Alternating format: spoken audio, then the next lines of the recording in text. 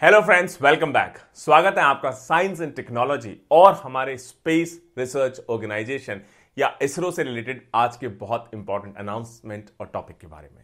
इससे पहले हम टॉपिक में डीप डाइव करें 2 या 3 क्वेश्चंस। पहला, वो कौन सा रॉकेट लॉन्चर है या हमारा स्पेस व्हीकल है जो इसरो का वर्क हॉर्स कहा जाता है, सबसे सक्सेसफुल है, 50 से भी ज्यादा जिसने सक्सेसफुल फ्लाइट्स को कैरी आउट किया है। दूसरा, आपने नाम सुना होगा स्मॉल सैटेलाइट्स, माइक्रो सैटेलाइट्स क्या होती हैं ये और किस तरीके से किन ऑपरेशंस में, किन फंक्शंस में इनको यूटिलाइज किया जा सकता है। क्या ये जो बड़ी सैटेलाइट्स हैं उनका रिप्लेसमेंट हो सकती हैं या कुछ स्पेसिफिक एरियाज हैं जिनमें इनकी यूटिलिटी हो सकता है बड़े सैटेलाइट के मुकाबले कहीं बेहतर समझी जाए।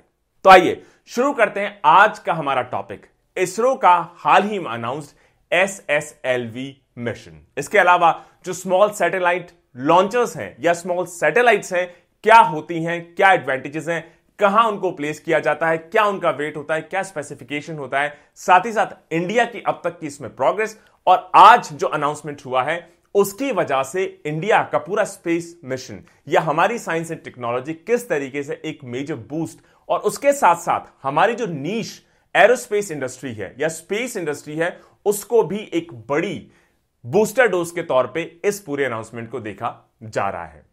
सबसे पहले ये टॉपिक न्यूज में क्यों बना रहा, SSLV क्या है, इसकी पूरी फुल फॉर्म। SSLV का मतलब है small satellite launch vehicle. Small S small satellite, L launch और व्हीकल V।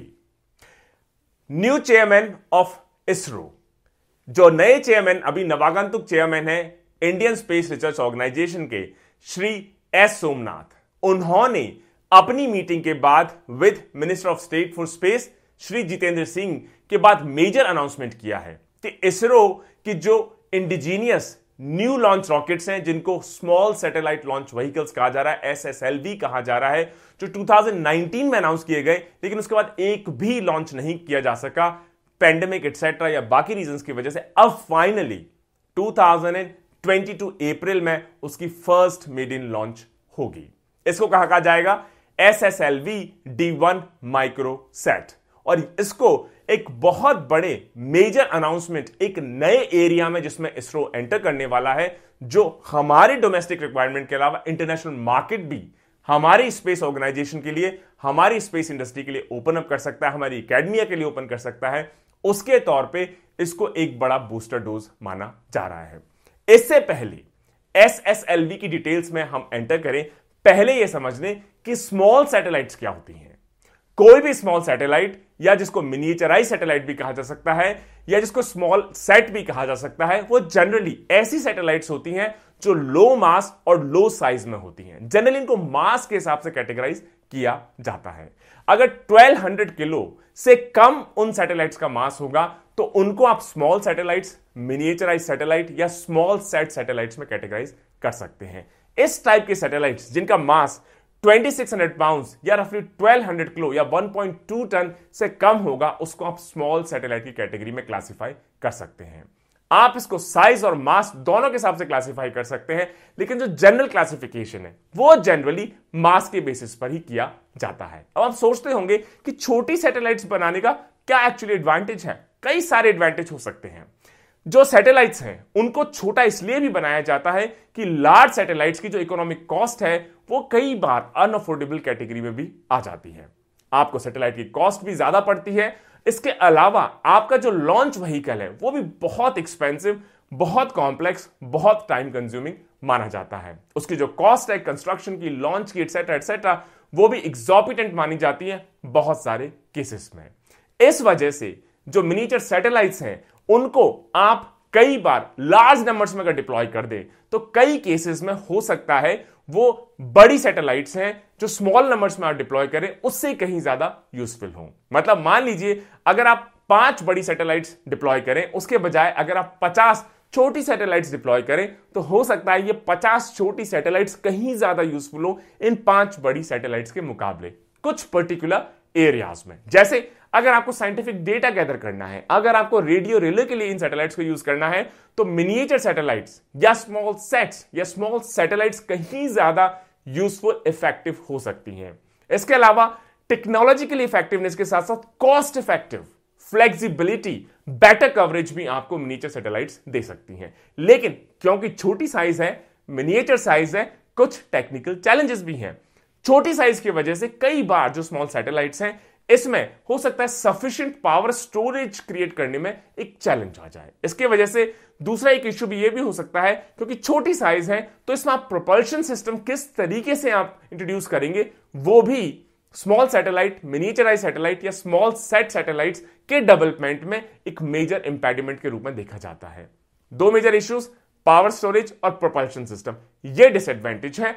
और बड़ा एडवांटेज इसका है या फायदा है कि इकोनॉमिक कॉस्ट कम है, कॉम्प्लेक्सिटी कम है, फ्लेक्सिबिलिटी ज्यादा है, लॉन्च व्हीकल भी आपको सस्ता यूज कर सकते हैं। और जो बड़ी सैटेलाइट के साथ ज्यादा महंगा, ज्यादा कॉम्प्लेक्स लॉन्च व्हीकल है, जिसकी कॉस्ट, कंस्ट्रक्शन, ये सब एक्सपेंसिव पड़ता है, वो सब चीजों से आपको स्मॉल सैटेलाइट्स, मिनिएचराइज सैटेलाइट या स्मॉल सैटेलाइट्स में फेस नहीं करनी पड़ेंगी।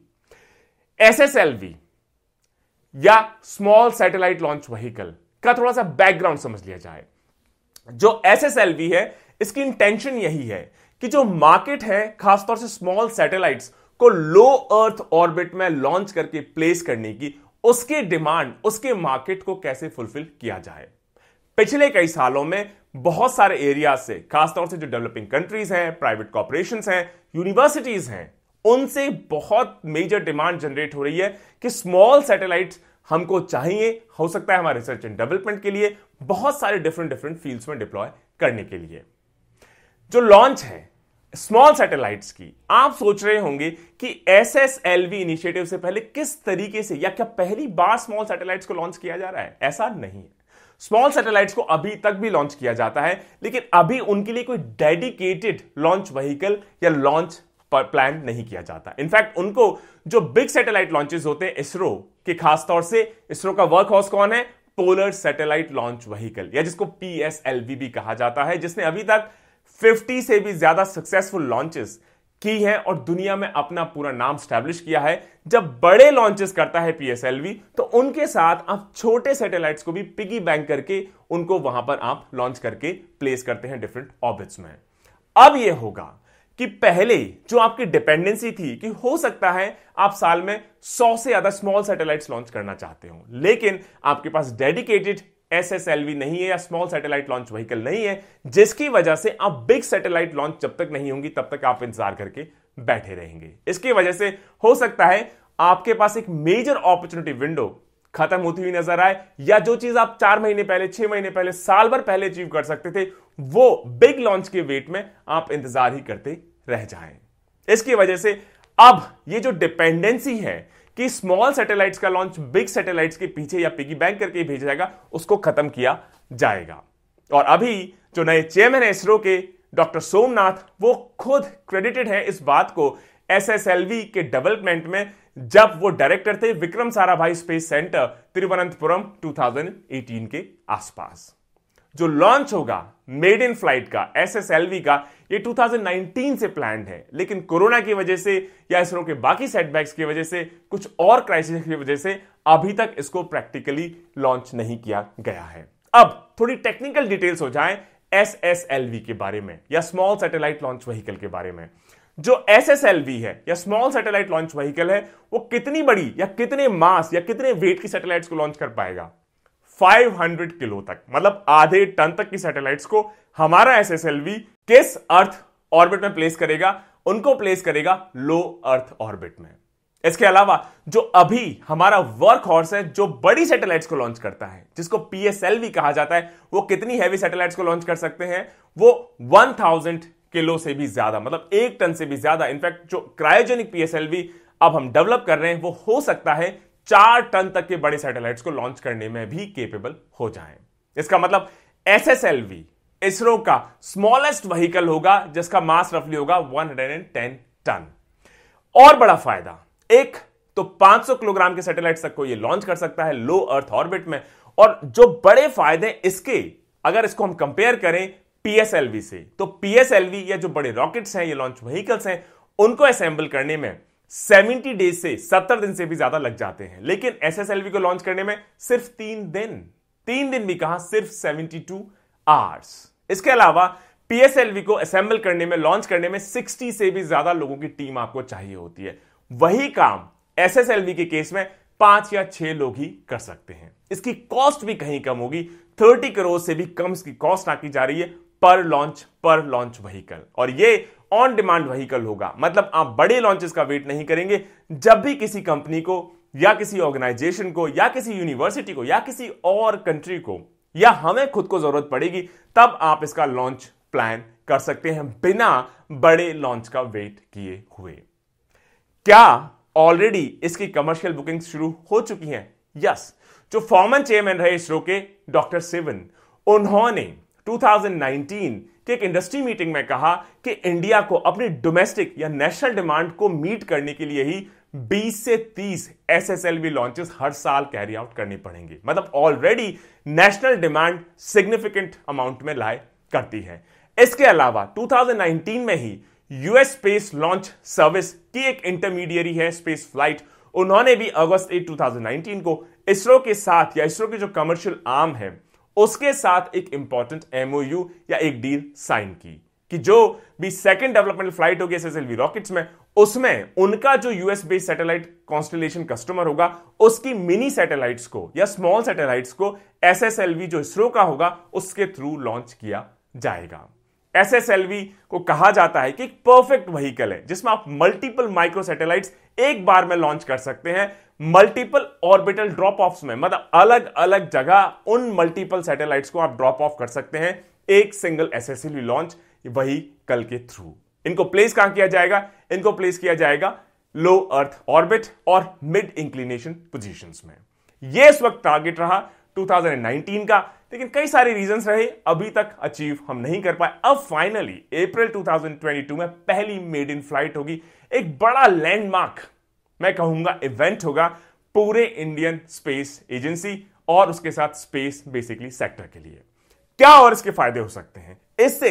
एक तो जो डेवलपमेंट है या जो मैन्युफैक्चरिंग एसएसएलवी का, ये एक ग्रेटर सिनर्जी, कहीं ज्यादा सिनर्जी क्रिएट करेगी हमारे स्पेस सेक्टर की जो गवर्नमेंट एजेंसी है इसरो और उसके साथ जो हमारे प्राइवेट इंडियन इंडस्ट्रीज है उनके बीच में। इसके अलावा जो इंडियन इंडस्ट्री है, जो कंसोर्शियम है, जो भी पीएसएलवी के प्रोडक्शन में ऑलरेडी इन्वॉल्व है, वो अब एसएसएलवी को प्रोड्यूस करने के लिए भी आगे बढ़कर आएंगे। मतलब इंडिया में भी, इंडियन इंडस्ट्री में भी, इंडियन एकेडमी, यूनिवर्सिटीज में भी स्पेस साइंस से रिलेटेड या रॉकेट लॉन्च से रिलेटेड जो साइंस एंड टेक्नोलॉजी है और कहीं ज्यादा तेजी से अब डेवलप हो पाएगी। इसके अलावा इसरो ने अपनी एक नई कमर्शियल आर्म को भी इन प्लेस किया है, क्रिएट किया है, जिसका नाम है new space India limited NSIL। और ये जो रिसर्च एंड डेवलपमेंट होगा इसरो जो कैरी आउट करेगा उसको कमर्शियल पर्पसेस के लिए इंडियन इंडस्ट्री पार्टनर्स के थ्रू अब यूटिलाइज करना शुरू कर देगा, ताकि ऐसा ना हो कि सिर्फ इसरो ही रिसर्च एंड डेवलपमेंट करे, उसका पूरा फायदा हमारी जो प्राइवेट इंडस्ट्री है उस तक ना पहुंच पाए। मैन्युफैक्चरिंग और production small satellite launch vehicle या एसएसएलवी और पोलर सैटेलाइट लॉन्च व्हीकल जिसको पीएसएलवी कहा जाता है, यह कैसे किया जाएगा? टेक्नोलॉजी ट्रांसफर, मतलब इसरो रिसर्च एंड डेवलपमेंट करेगी, उसका जो अमाउंट होगा प्राइवेट इंडस्ट्री को देना होगा, वो जो इसरो की कमर्शियल आर्म है new space India limited NSIL वो बेसिकली चार्ज करेगी। और जो इंडस्ट्रीज इंटरेस्टेड हैं उनको जो टेक्नोलॉजी ट्रांसफर की जा सकती है, टेक्नोलॉजी ट्रांसफर कर दी जाएगी ताकि वो परमानेंटली लार्ज क्वांटिटीज में या मास स्केल में स्पेस इंडस्ट्री से रिलेटेड कंपोनेंट्स टेक्नोलॉजी को मैन्युफैक्चर कर सके। अच्छा, आज की डेट में इसरो के डिफरेंट प्रोग्राम्स को सपोर्ट करने के लिए इंडियन इंडस्ट्री की कितनी से ज्यादा इंडस्ट्रीज ऑलरेडी इन्वॉल्व हैं? 500 से भी ज्यादा इंडस्ट्रीज ऑलरेडी कंट्रीब्यूट कर रही हैं इसरो के डिफरेंट स्पेस प्रोग्राम्स को।